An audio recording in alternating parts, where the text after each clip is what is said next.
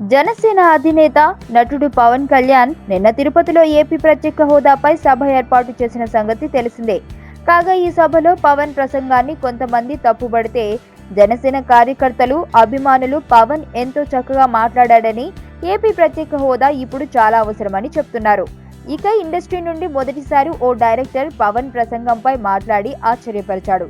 ఇటీవల పవన్ కళ్యాణ్తో సర్దార్ గబ్బర్ సింగ్ చిత్రానికి దర్శకత్వం వహించిన బాబీ పవన్ ప్రసంగంపై నోరువిప్పాడు.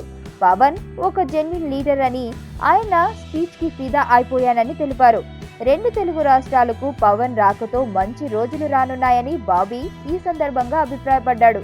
ఇక తెలుగుదేశం నుండి కూడా పలువురు నాయకులు పవన్ ప్రసంగానికి ఫిదా అయ్యామని చెబుతున్నారు. పవన్ కళ్యాణ్ నిర్మాతగా కార్యాచరణ ప్రణాళికతో ముందుకు వచ్చారని, ప్రజల అభిప్రాయాలను తన మాటల ద్వారా ప్రతిబింబించారని మంత్రి గంటా శ్రీనివాసరావు అనడం మరో చర్చకు దారితీసింది. నేను ఆనంద్.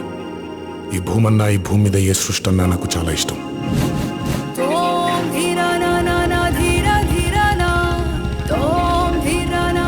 చెట్లు, మొక్కలు, గాలి, నీరు, వాటిని కాపాడుకోవటమే నా పని కూడా. It's a joggers park. 213 చెట్లు ముంబైకి చాలా ఆక్సిజన్ సప్లై చేస్తుంది.